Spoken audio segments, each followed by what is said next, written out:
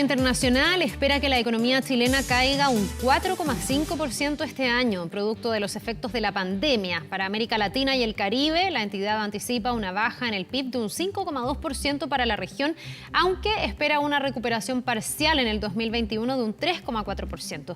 Queremos analizar el impacto del COVID-19 en la economía local y mundial también, junto a Luis Riveros, decano de la Facultad de Economía de la Universidad Central. ¿Cómo está, Luis? Muy buenos días y gracias por esta entrevista. Hola Carla, buenos días, gusto de saludarla.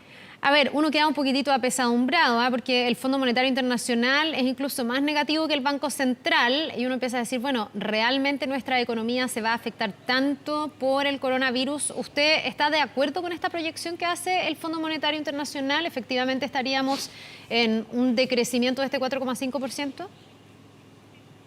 O sea, los números son los números, no es que uno pueda o no estar de acuerdo. Fíjese que el comercio mundial se estima que se va a contraer en un 30%, y eso significa un tremendo golpe a las exportaciones, por ejemplo, ¿no es cierto?, de nuestro país.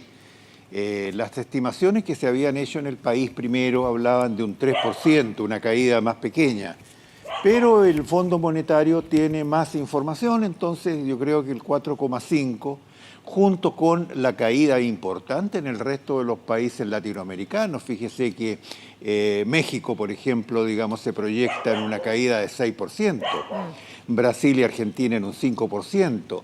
O sea, estamos en los que no somos tan golpeados, pero obviamente es golpeado, importante. Además hay que considerar otra cosa, la población sigue creciendo. Por lo tanto, el ingreso per cápita va a caer más todavía, ¿no? El ingreso per cápita chileno se estima que con esto va a caer un 6% para el próximo año. O sea, cuando teníamos 100, próximo año vamos a tener 94. Y eso es un golpe importante porque afecta también mucho más proporcionalmente a los más pobres.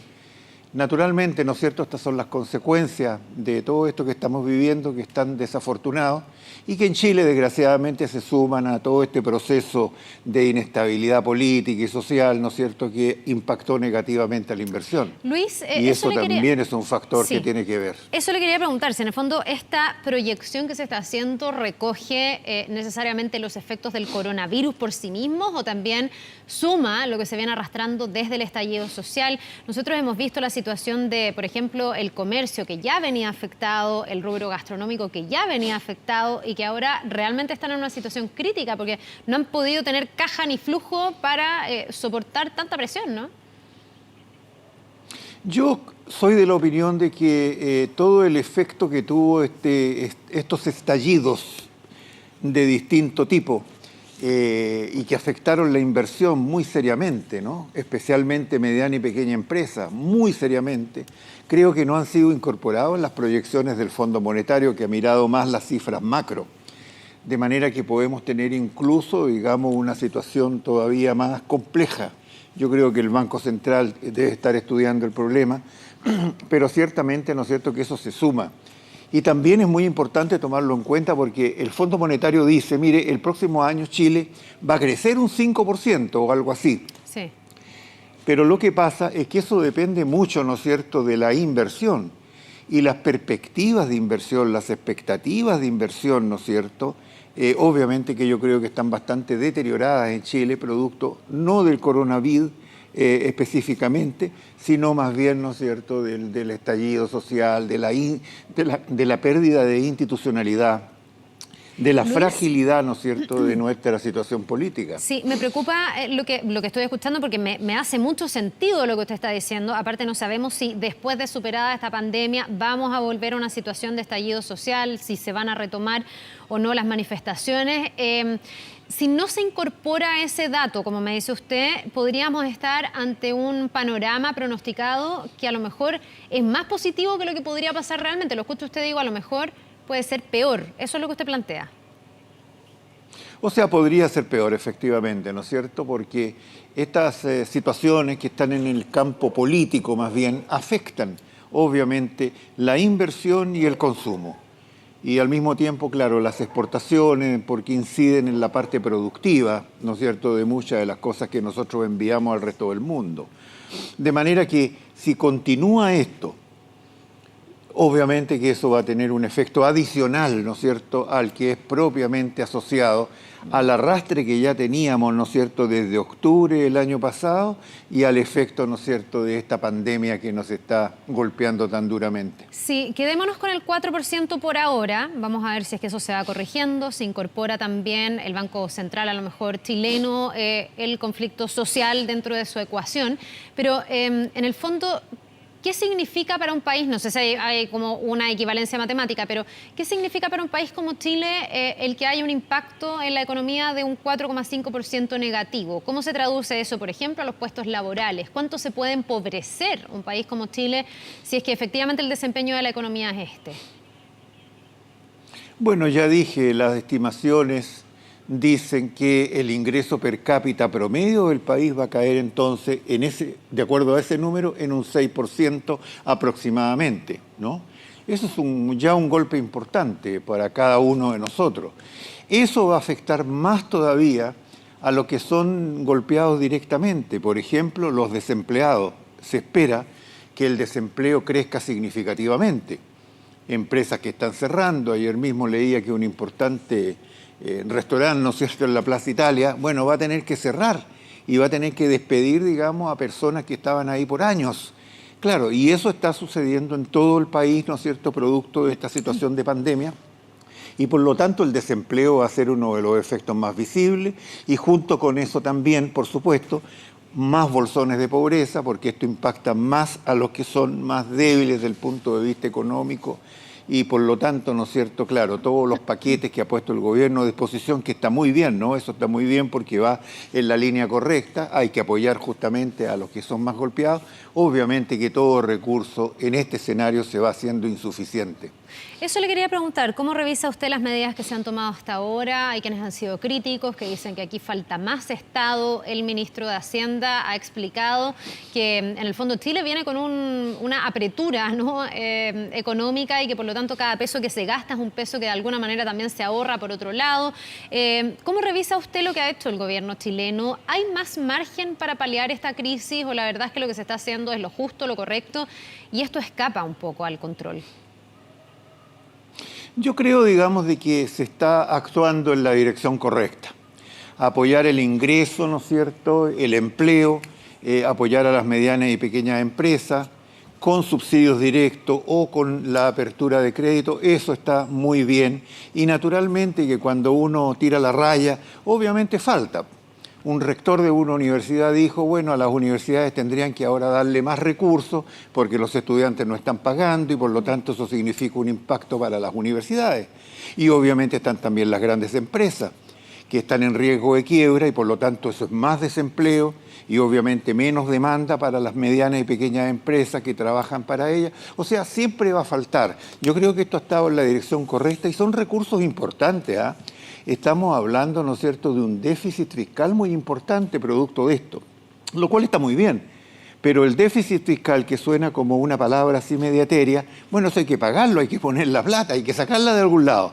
Van a hacer un plan ahora de estrechamiento de recursos que usa el propio Estado para hacerlos más eficientes y poner la platita que se ahorre en recursos destinados al tratamiento de los efectos de la pandemia. Pero obviamente, ¿no es cierto?, creo que se han hecho esfuerzos importantes, eso hay que reconocerlo. Y ahora que falta, siempre va a faltar. Y lo importante es poder concentrarse en aquellas cosas que son fundamentales, que como he dicho, están justamente en el lado del impacto social. Que sí, esto hay que minimizarlo porque naturalmente es un costo político también. Sí, bueno, obvio, esto tiene varios coletazos también. Yo me pregunto cuánto de incertidumbre hay en las cifras, en las proyecciones que se están haciendo. Obviamente sabemos que los efectos de esto van a ser negativos y nadie podría negarlos, pero me pregunto hasta cuánto se puede profundizar y cuánto va a depender de las medidas que se vayan tomando. Le pongo un ejemplo. Hoy día se está anunciando un protocolo por parte del comercio no esencial para poder reabrir tiendas, para poder reabrir malls. Hay gente que dice, pero ¿cómo van a hacer eso si desde el punto de vista sanitario los malls son un lugar de aglomeración, la gente se puede enfermar más? Otros dicen, lo que pasa es que hay que tratar de llegar a una ecuación donde la economía se siga moviendo, porque si no va a ser demasiado profunda la crisis, y por otro lado se cuida a las personas. ¿Cómo se concilia eso? Yo me imagino que todas las decisiones sanitarias que se vayan tomando van a tener repercusiones inmediatas en lo económico. Y ahí muchos ponen como una especie de dilema ético, ¿ah? ¿Protegemos vidas o protegemos la economía? Pero pareciera ser que ambas están súper ligadas. Pero por supuesto, digamos, me parece a mí que esa manera de poner las cosas no es muy conveniente. Porque por supuesto uno puede decir cerremos todo y bueno, y ahí vemos qué pasa, pero eso no puede ser porque evidentemente, ¿no es cierto?, el cerremos todo tiene que ver con empleo, tiene que ver con ingresos, tiene que ver con producción, tiene que ver con la apertura del comercio, ¿no es cierto?, del cual todos dependemos.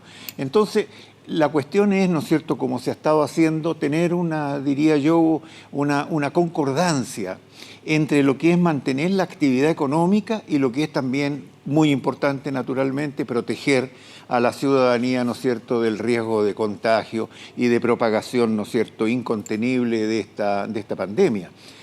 A mí me preocupa eso, naturalmente, porque ese equilibrio es un equilibrio muy delicado. Hoy día estábamos viendo en San Bernardo, por ejemplo, ¿no es cierto?, cómo la gente se aglomera, se atocha, porque comienza, ¿no es cierto?, el día de mañana, entiendo, Hoy día a las 10 de la noche, sí. Claro, y por lo tanto va todo el mundo, ¿no es cierto?, desesperado a comprar, a hacer el trámite, el papel que le falta, el dinero que tiene que sacar del banco. Y obviamente que eso naturalmente, digamos, claro, contribuye, ¿no es cierto?, esperamos a partir de mañana a controlar la infección, pero hoy día, digamos, el riesgo de infección ha crecido significativamente. O sea, es tan difícil tener un equilibrio entre la parte, digamos, del desempeño económico y la protección, ¿no es cierto?, sanitaria, que es tan importante mantener, ¿no es cierto? Porque esto, de todas maneras, va a tener otro efecto, ¿no es cierto? Hacia fines de año es muy probable, en el último cuatrimestre, vamos a tener todavía esta pandemia, ¿no es cierto?, en desarrollo. Hablan los expertos de que son distintas oleadas. Estamos en la primera oleada. Van a venir otras, como lo muestra la experiencia de algunas pandemias anteriores. Y eso va a ser al mismo tiempo con el recrudecimiento de la situación económica tan mala, ¿no es cierto?, que se está desarrollando y que probablemente va a tener su manifestación más evidente en el último cuatrimestre, desempleo, por ejemplo. Entonces creo que tenemos que prepararnos para un escenario bien difícil, que hacer progresivamente difícil, porque la gente tiene la expectativa que esto dure una semanita más nomás y de ahí en adelante no va a pasar nada. Yo creo, digamos, de que hemos sido en Chile muy cuidadosos con esta materia y tenemos que seguir siendo muy cuidadosos para poder preservar eso que usted dice, el desempeño económico, que lo necesitamos. Necesitamos que funcionen los servicios, que funcione el comercio, que funcione, ¿no es cierto?, la vida diaria y normal, pero al mismo tiempo necesitamos protegerlo. Y tenemos, por lo tanto, que tener una disciplina que no hemos tenido, pero que desafortunadamente, ¿no es cierto?, eso va a tener un impacto negativo que multiplica el negativo efecto económico. ¿A qué se refiere cuando dice que no hemos tenido esa disciplina? Bueno, todos vemos gente que burla la cuarentena, cosas absurdas casi, ¿no es cierto? Gente que se esconde en la maleta del auto de otro, el otro tiene un salvoconducto, el que va escondido no. O gente que sale, digamos, como el día de ayer, estas personas, ¿no es cierto?, que circularon en metro, en bus y se fueron a instalar para estirar las piernas en la Plaza de Armas. O sea, eso muestra una falta de disciplina y una falta de respeto por la vida y la salud de otro que me parece inconcebible, ¿no? Y eso tiene mucho que ver con nuestra educación. Nosotros nos hemos educado en esta perspectiva individualista. Soy yo lo único importante, lo demás no importa. Y creo que en una situación como esta tenemos todos que tener disciplina para respetar la norma y respetar la autoridad. Luis, tomándome un poco de eso que usted dice, del individualismo en Chile, hay quienes han dicho que aquí falta más Estado y que falta un concepto mayor de protección social. Hay mucha gente que dice, yo he estado toda mi vida construyendo lo que tengo, que no es tanto, pero no es tampoco, y hoy día estoy en el riesgo de que todo esto se vaya por la borda. ¿Y quién me ayuda a la larga? Usted me decía que le parece que las medidas que está tomando el gobierno van en la dirección correcta, pero la pregunta es, y se planteó también para el estallido social, tal vez en otro sentido, si es que el Estado no puede hacer un esfuerzo mayor. Ha habido, no sé, exautoridades de gobierno, ayer veía desde el expresidente Lagos hasta otros expertos en economía que decían que faltan medidas más audaces. Algunos extrañan que haya más Estado, aunque eso signifique, por ejemplo, endeudar más al fisco. ¿Usted cómo ve ese reclamo de mayor protección social? Bueno, yo creo que eso es justo, ¿no es cierto? Y yo creo que es necesario que el Estado tome un rol muy activo en esta época. Yo he estudiado, ¿no es cierto?, los efectos de la gran crisis del año 1930, ¿no es cierto?, que trajo como consecuencia, para poder salir de esa crisis que fue muy extendida y muy profunda, una acción creciente de, vamos a decir, de participación del Estado en las decisiones económicas. El Estado creó empresas, el Estado desarrolló una nueva estrategia de desarrollo a partir de esa situación. Y yo no estoy diciendo que ahora haya que hacer algo como eso, pero creo yo, digamos, que sí, necesitamos más Estado, pero necesitamos más Estado en aquellas cosas que son fundamentales. Por ejemplo, apoyar a las empresas que están en riesgo de quiebra. Eso se buscarán los mecanismos, por supuesto, pero significa recursos. Apoyar más a la mediana y pequeña empresa. Yo creo que se le ha tendido la mano, se le ha dado la opción de crédito, pero a lo mejor no está funcionando tan bien eso por las fallas, ¿no es cierto?, las debilidades del sector bancario, pero creo que hay que hacer más de eso. Y también hay que hacer más de este apoyo directo a la ciudadanía. Y habrá que perfeccionar el funcionamiento de los instrumentos. Pero a mí me parece que sí, es importante más Estado, pero aquí hay una lección muy importante también que aprender. Creo que tenemos que mejorar nuestra educación, porque nos hemos educado para ser, como dije, individualistas totales. Y por lo tanto, lo importante es lo que yo hago, y por lo tanto, lo que afecta al resto me da exactamente lo mismo. Esa manera de educar a la gente es francamente repudiable. Y creo que es lo que hemos estado haciendo de alguna manera, ¿no es cierto?, en todos los últimos 20, 30 años. Bien, pues le queremos agradecer por esta entrevista. Nos vamos a quedar pendientes a las próximas proyecciones, una vez que además vayamos viendo cuánto se profundiza o cuánto se supera esta crisis. Es algo bastante volátil todavía, así que tenemos, me imagino, muchas conversaciones por delante, Luis Riveros. Muchísimas gracias, que le vaya bien. Gracias, Carla. Gracias. Que tenga un buen día. Bien, vamos a una noticia muy triste que se ha conocido hoy en el marco de la pandemia del coronavirus.